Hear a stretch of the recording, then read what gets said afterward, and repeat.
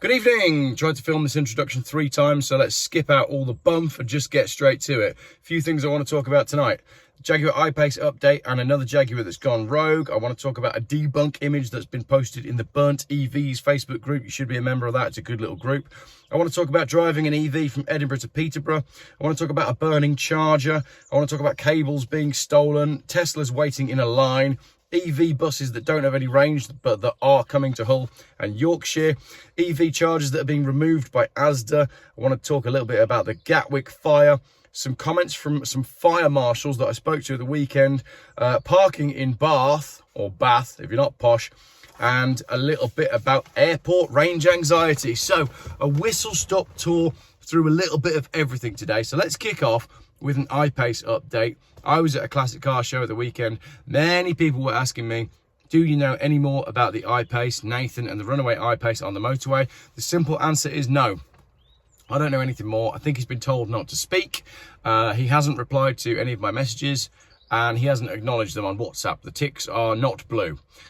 So I don't know. I know nothing more about that. But there's been another one. This is from the Daily Mail. Shocking moment, £47,000 hybrid Jaguar goes rogue and reverses into a Porsche before shooting forwards and smashing into a Tesla and a Mercedes in a crash that caused £150,000 of damage. Business owner Andrew Key, Andrew, love to do a video with you. If you could reach out to me, geoffbuyscars@gmail.com.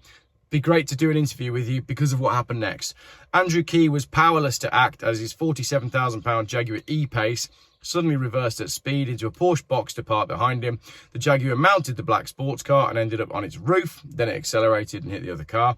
To add insult to injury, he received a fixed penalty notice by Dorset Police for a driving offence following the incident.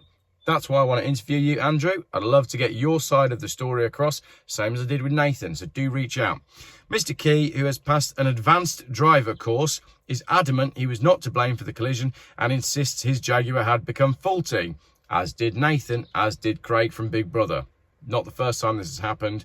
He was livid when Jaguar examined his car and reported there was nothing wrong with it, and the accident must have been down to driver error. It's the third reported incident of a Jaguar car apparently going rogue. So that's this one here in the Daily Mail. As I said, Nathan on the motorway, and then Craig Phillips said it happened to him as well. But as I've said, there are other videos of these Jaguars going wild. So I think there's more out there. From there, we go into my page of images. These are here for my reference, and I'm going to flash them up on the screen for you. So the first one to talk about is this debunk summary image, which on my page is number 1. I'll put it up here for you, though. It says, since September 23, Volkswagen have announced cuts to EV production. Ford have scaled back EV battery production. General Motors are struggling with EV production. Mercedes-Benz has delayed its EV goals. Tesla is warning of a decline in EV sales. And Hertz, as we know, have sold off their EV fleet. So the economics is saying no to the energy transition. Good little post that. Just thought I'd throw that one in there. Next up, number 2, Edinburgh to Peterborough in an E-Pace tourer. This is a post that someone has sent to me. It basically says, we will be doing Peterborough to Edinburgh in the E-Space tourer. I'm not quite sure which car that is, actually. If I find out, I'll put a picture there. First time going this far and being fully loaded, but it's looking like 5 stops for this trip, which actually breaks up the driving nicely. I had a look on Google Maps. Peterborough to Edinburgh is 322 miles, and that's 5 hours, right? I judge everything by how far it is from Birmingham to Newquay, because that is a journey that I've done so many times. And I know full well that that's about 230 to 250 miles, depending on where you leave and start from. And I can do that. I would always do that with non-stops, 0 stops. So that you're basically going 100 miles more. Let's give them the benefit of the doubt and say 100 miles more on this Edinburgh to Peterborough thing. 5 stops. That is insanity. 5 stops in a 5-hour drive. I don't know. Maybe they're old. Maybe it's old people who need to drive slowly and have lots of brakes. But that's not the way I want to live. Anyway, on to number 3. And I've just written burning charger video. So, number 3 is this one over here. And you need to see the video. I'll post the video up here. As you can see, it's an expensive looking Mercedes EV that's charging, and the charging station has caught fire. The bit I find funny, I suppose it's not funny, is it? But it is a little bit funny, is the guy walking over trying to unplug it. Because it's not like a petrol pump where, you know, there's no actual connection between the petrol pump and the car. You can just pull it out. When you're ready to pull it out, you have control. With an EV, you don't have control until the car and the charger decide that you're allowed to release it. So you can't release that anyway. I'm not sure what happened next. It was just a short video, but I thought I'd bring that to your attention. Number 4, cables stolen. Thieves target cables that are used to charge electric cars. Here's the video. You can see that the cables have gone, so the electric chargers are not working. This is in the UK. I'm surprised more of this isn't happening. If thieves are willing to go up on a roof, risking falling off to steal the lead off the top of a church, it's much easier to get the stuff out of an electric car charging point. So I'm surprised that more of this stuff isn't happening. Number 5, Tesla's waiting in line. Right, look at this video. This is from California. I counted, there's more than 30 Teslas here waiting in a queue to charge. Who's got time for that? I ain't got time for that. Ain't nobody got time for that.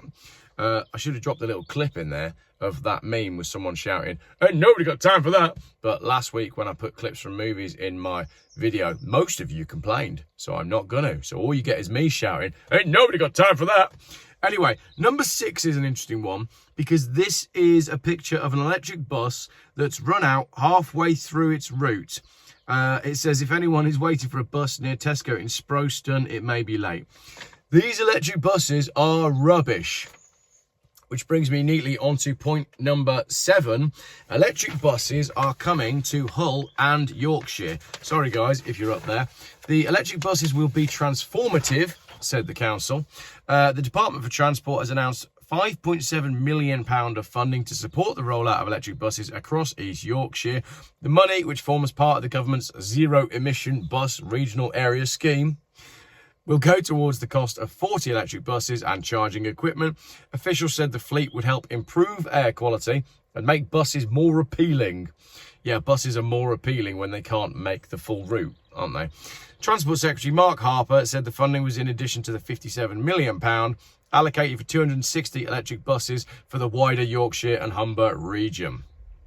Do you remember I did a video the other week about electric buses saying that the government had been accused of basically propping up the Chinese economy by incentivizing councils to buy electric buses that are made in China?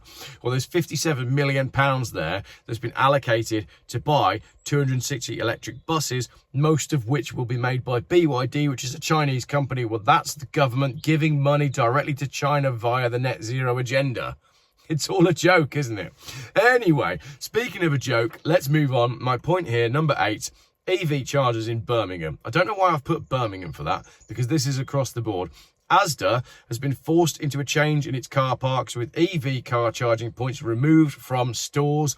The RSC has revealed new figures showing that Asda has cut the number of electric vehicle chargers at its supermarkets by more than 2/3 to just 46 devices over the past year, down from 165 at the start of 2023. So, Asda, whilst the whole nation is trying to go electric, are reducing the amount of electric car charging points that they've got year on year. Asda has new owners. Those new owners are from, what country are they from again? I think they're from a country where traditionally these people from this country like to make money and they're tight. They're good at making money, the people from the country that the owners of Asda are from. I'm not quite sure you can say all of that sort of stuff and get away with it. But basically that's what's happening. They've realised that the electric car charging points don't make them any money, and they are associated with risk. And if they break, then people are going to be constantly going into Asda and saying, my electric car charging point isn't working. And Asda don't want to be dealing with it, so they're ripping them all out. Simple. I think we got away with that one. Number 9. Moving on to some general notes here now. General notes. Is he here with me? He sometimes hangs out with General Update and Anti-New Stuff. Anti-New Stuff? See what I did there?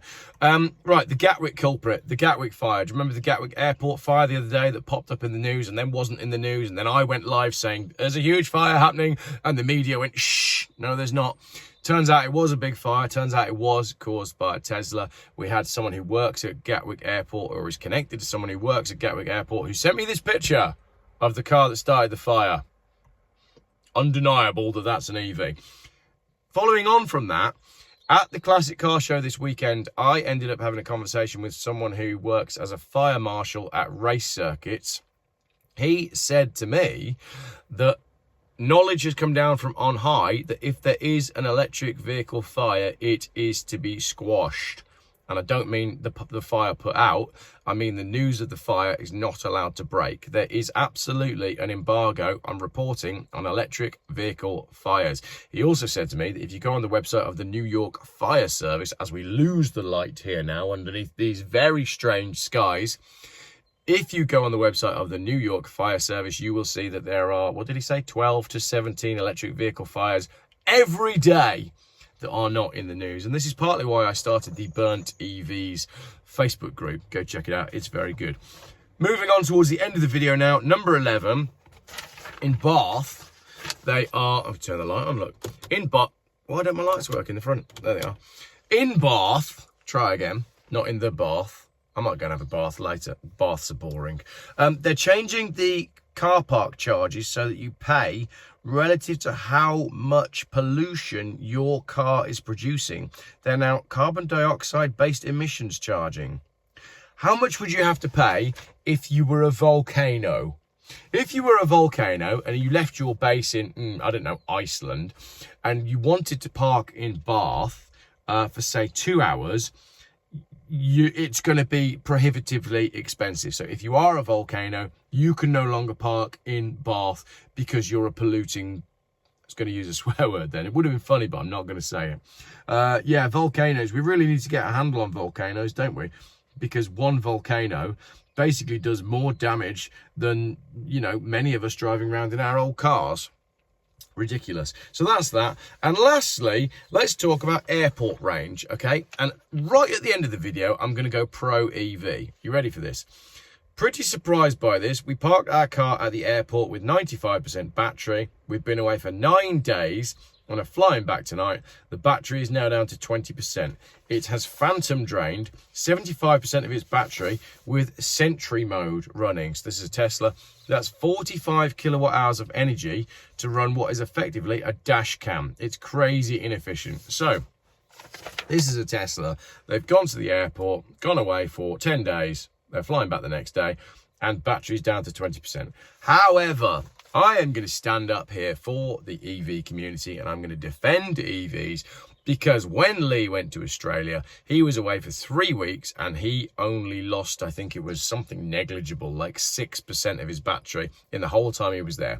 I was really genuinely hoping that Lee would get back from Australia all tired and jet lagged and miserable because we've got weird skies here and he didn't seem to have any weird skies in Australia, and he'd land back at the airport and he'd try to start his EV and it would be dead. I didn't wish that MacMaster would be dead. I wished his car would be dead. But sadly, he phoned me and said, yeah, it was easy. The car hadn't hardly lost any charge in the time that I was away. So there we go. That's 12 different stories from around the world of EVs. There's lots more to say. I mean, every one of those stories could have been an individual Geoff video on its own, but I don't really see the need to milk content for what it's worth. But the main one there is I really would like Andrew Key, who was driving the hybrid Jaguar. I'd love to get you on the channel.